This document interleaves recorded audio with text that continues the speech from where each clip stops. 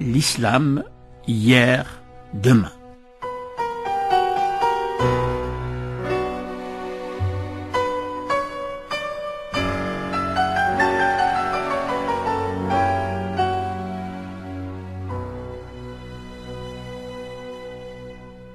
Bienvenue à tous, je suis heureux de vous retrouver. L'épisode important dont il faut parler aujourd'hui, c'est le calife al-Qadir, qui arrive au pouvoir au début du XIe siècle et qui, en 1017, intervient publiquement pour dire que les Hanafites doivent prononcer la tauba, c'est-à-dire ils doivent revenir à Dieu.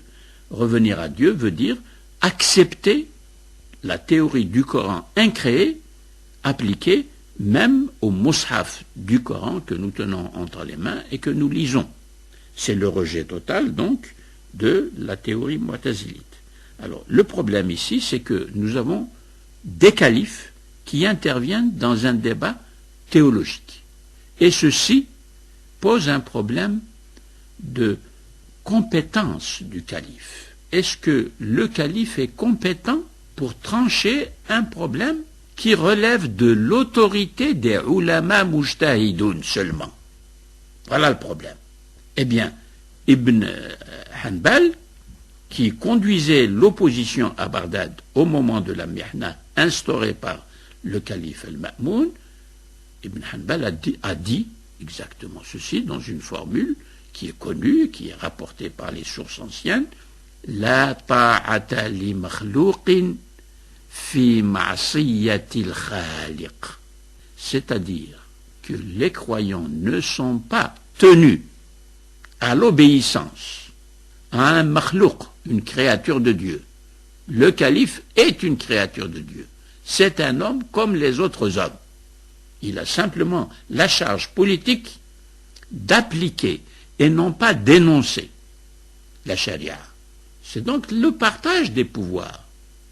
Il y a le pouvoir spirituel de la lecture et de l'interprétation du Coran qui appartient exclusivement à l'instance des ulama mujtahidoun, c'est-à-dire des ulama qui ont subi les examens nécessaires, comme un professeur aujourd'hui subit des examens avant de devenir professeur à l'université. Il faut qu'il soutienne une thèse de doctorat devant 5 à 6 professeurs déjà en place pour que ces professeurs jugent s'il a les compétences intellectuelles et scientifiques nécessaires pour devenir un professeur. De la même façon, on ne peut pas faire partie du groupe des ulama mujtahidoun si on n'est pas reconnu par des ulama déjà habilités à exercer cette fonction spirituelle, religieuse.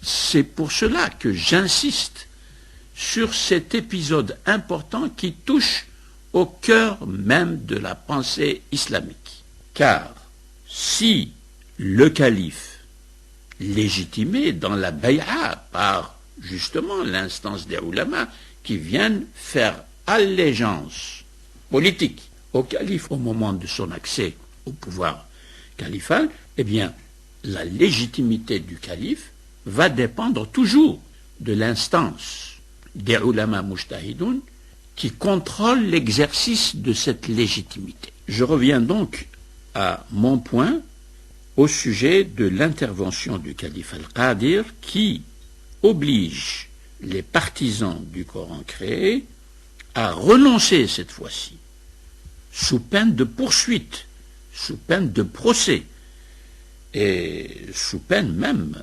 d'exécution. Damuhu halal, dit la aqida al-Qadiriyya. Man qala bi khalq al-Qur'an, fa damuhu halal. Ça va très loin dans l'intervention d'un chef politique de la cité musulmane, alors que, je le répète, du point de vue de la théologie stricte, il n'a pas le droit de faire cette intervention. J'ajoute que chez les chiites, Ithna Ashari, les chiites d'Iran actuel ou du Liban Sud ou partout où il y a des chiites en Irak, la théorie justement de la légitimité pour l'imam d'intervenir dans un débat théologique comme celui du Coran créé ou incréé ne se pose pas tout à fait de la même façon que chez les sunnites. Je viens de dire que le calife n'a pas le pouvoir d'intervenir devant le corps des ulama mujtahidoun sur une question de théologie. Pour les chiites, l'imam est considéré comme infaillible. Il est ma'soum dans ses enseignements. Donc pour les chiites musulmans, l'imam est habilité à intervenir dans des débats de fond sur une question aussi importante que le statut créé ou incréé du Coran.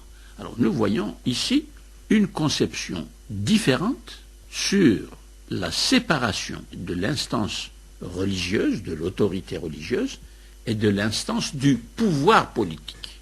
En arabe, il y a une différence dans les mots. On dit le hukm, la hukma illa lillah, par exemple. La hukma fi, je parle en arabe, je traduis en français, c'est-à-dire que l'exercice de l'autorité, un jugement d'autorité, ne peut venir que de Dieu et de ceux qui sont habilités à interpréter la parole de Dieu. Ceci pour les sunnites. Mais pour les chiites, l'imam a un charisme spirituel hérité du prophète Mohammed par l'intermédiaire de Ali ibn Abi Talib et des imams qui descendent de la famille du prophète par Ali ibn Abi Talib et Fatima. Le calife hérite du charisme du prophète et du fait de cet héritage du charisme du prophète, il est considéré par les chiites comme infaillible. Trancher une question comme celle dont nous parlons. Alors que chez les sunnites, c'est un groupe de ulama mujtahidoun qui s'élisent entre eux pour accéder à ce niveau d'autorité religieuse. Ce sont ces ulama seuls qui peuvent trancher la question. Donc, ce qu'a fait le Ma'moun, comme ce qu'a fait le Qadir, défendant des positions différentes, du point de vue de la théologie, n'est pas légitime. Mais le résultat final de cette intervention d'Al-Qadir, c'est que la théorie du Coran créé va disparaître du champ théologique, du champ intellectuel et des débats théologiques entre les ulama musulmans.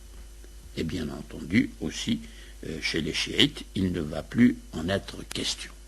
Autrement dit, nous avons là une discussion très riche, très féconde du point de vue de ses conséquences sur la possibilité pour les exégètes du Coran de discuter entre eux l'interprétation des versets en les insérant dans l'histoire terrestre des hommes, c'est-à-dire en considérant les versets, certes comme l'expression de la parole de Dieu, ça n'est pas nié, mais c'est une expression qui entre dans l'histoire, qui travaille dans l'histoire et qui est soumise à l'intervention des hommes dans l'histoire.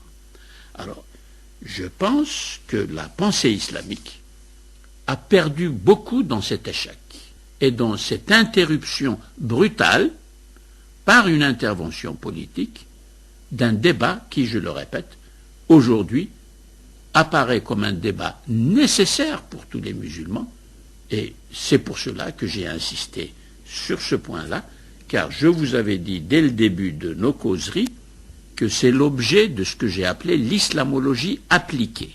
Nous voyons aujourd'hui les musulmans se disputer sur l'interprétation du Coran et des versets importants du Coran, sur l'autorité religieuse et le pouvoir politique. Qui doit exercer l'autorité religieuse et qui doit exercer le pouvoir politique, et quel est le rapport qui doit être reconnu entre les deux. À la prochaine fois.